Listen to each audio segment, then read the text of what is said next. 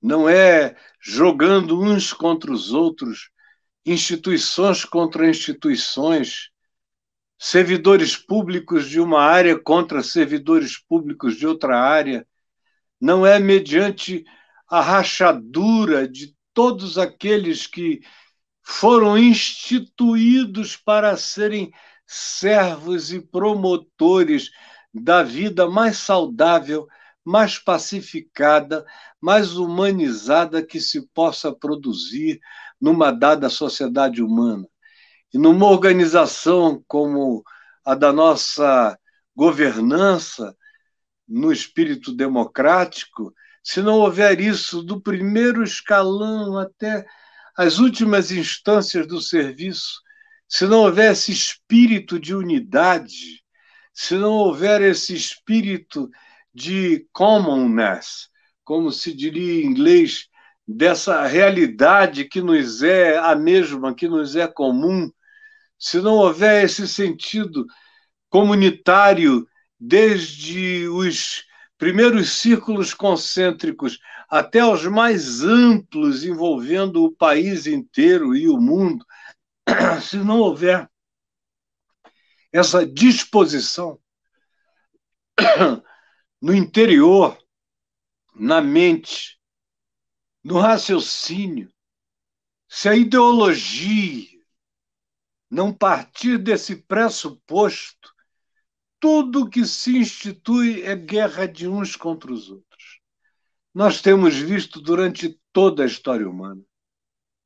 São guerras étnicas, guerras culturais, guerras políticas, guerras geopolíticas, guerras por commodities, guerras religiosas, guerras econômicas, guerras tecnológicas, guerras de natureza absolutamente indescritível, de tão patéticas que algumas delas se manifestam, mas guerras.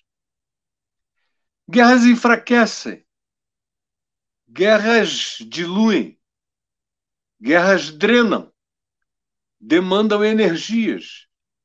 Inimizade é algo muito tenso, esvai o poder interior de construir, produz ansiedade, gera um espírito de armamento, de defesa, de desconfiança. Boa parte do que seria produção passa a ser apenas construção de defensividade e de paralisia. Vai destruindo toda a organicidade daquilo que se quer e que não é realizado pela boa vontade de um só, mas pela média ponderada do consenso de paz que se estabeleça como ideologia funcional de quem quer que queira ser produtivo num dado organismo de funções e de serviços. Se vocês encontrarem um filho da paz, se houver um filho da paz num departamento, numa área de serviço, ele pode ser o promotor daquilo que não se imagina. Foi por isso que Jesus não disse: se ali houver, e todos os que ali venham a estar presentes vierem a ser todos filhos da paz, então ficai neste lugar. Ele não disse isso. Ele sabe que o filho da paz é sempre minoria. O desejo de todos nós é que fôssemos maioria, ou que fôssemos todos filhos da paz.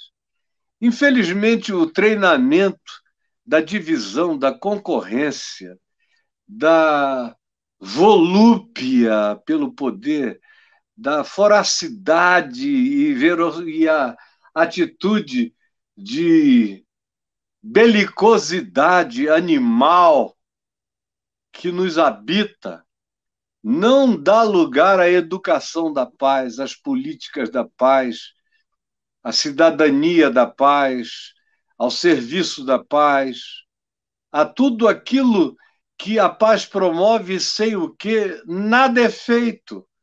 ou é feito com energias completamente diminuídas.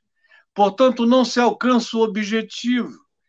A gente não precisa ir tão longe no nosso país para ver como a tese que eu apresento aqui, que não é minha, é do bom senso da sabedoria humana durante a história, e é o cerne do ensino de Jesus quanto ao convívio humano, que é a paz, porque ele é apresentado como sendo o príncipe da paz, ele é chamado de conselheiro, maravilhoso conselheiro, Deus forte, Pai da eternidade, príncipe da paz.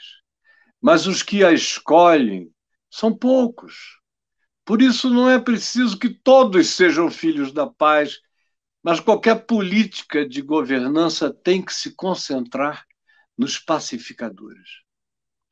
Como disse Jesus, os pacificadores são os sumo pontífices das realidades humanas, são os que constroem pontes, são chamados de filhos de Deus, bem-aventurados, os fazedores de pontes, os que preenchem abismos, os que ocupam espaços, gaps, vazios, aqueles que se dedicam a se deitarem e se transformarem em pontes vivas sobre a tormenta, para que outros consigam atravessar, chegar a um lado melhor.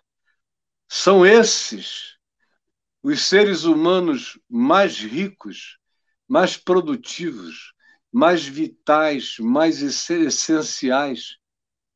As grandes manifestações de realidades que se tornem bem-sucedidas não são patrocinadas pela concorrência feroz e desleal que se promova entre as partes de um dado grupo, de uma dada organização, de uma dada instituição. Quem assim estimula gera uma fragmentação corrosiva.